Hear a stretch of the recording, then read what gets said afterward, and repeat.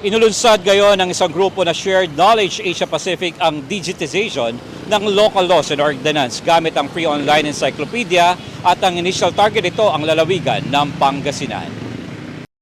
Layunin ng proyektong ito na maging madali na lamang ang pag-access ng publiko sa mga batas at ordinansa ng mga local government units gamit ang free online encyclopedia, ang Wikipedia. Upang ito'y may sakatuparan ay hinikayat ng grupong Shared Knowledge Asia Pacific ang mga local government units na makiisa sa layuning ito ng kanilang organisasyon. Ang Shared Knowledge Asia Pacific ay isang non-government organization na voluntaryong umahawak sa proyektong ito ng Wikipedia. Hikayatin po yung mga local government units na ilagay ang kanilang mga municipal ordinances o yung mga local laws nila sa internet, particularly sa Wikipedia.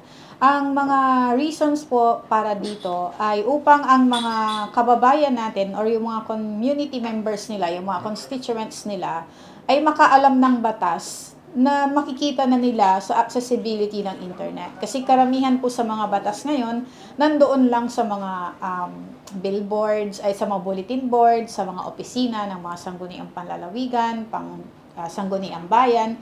So, yung access po is medyo mahirap. First phase sa nasabing proyekto ang Northern Luzon, kabilang Region 1, kung saan initial na target ito ang mga LGU sa probinsya ng Pangasinan. Target naman ng second o last phase ng proyekto ang mga LGU sa buong bansa. Sa ngayon, meron ng 21 munisipyo at bayan sa Pangasinan at La Union ang mga na-uploadan ng mga ordinansa at batas sa Wiki, kung saan nasa 455 laws and ordinances ang na-upload dito.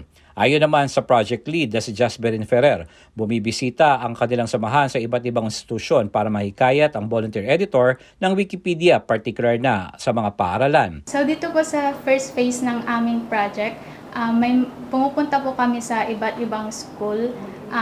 For now, ang napuntahan pa lang po namin is Pangasinan National High School, and nakapag-edit na po kami and naka-invite po kami ng mga 30 volunteer editors. Dagdag ni Ferrer, ang proyekto ng Wiki ay may dalawang produkto, ang Wiki Commons at Wikisource. Sa Wiki Commons po, dun po namin in-upload yung mga photos ng mga local laws in the form of PDF. So, dun po namin ina-upload. So, free po yun na gamitin. And then, dun naman po sa Wikisource, dun naman po ina-upload yung mga text format. Maliban sa lokal na pamahalaan, inihikayat din ng Shared Knowledge Asia Pacific ang mga institusyon, particular na mga paaralan, na magboluntaryo bilang editor online sa encyclopedia para sa laws and ordinance ng LGUs. Para sa Diyos at Pilipinas kong mahal, J. Miguel Mendoza, SMNI News, North Luzon.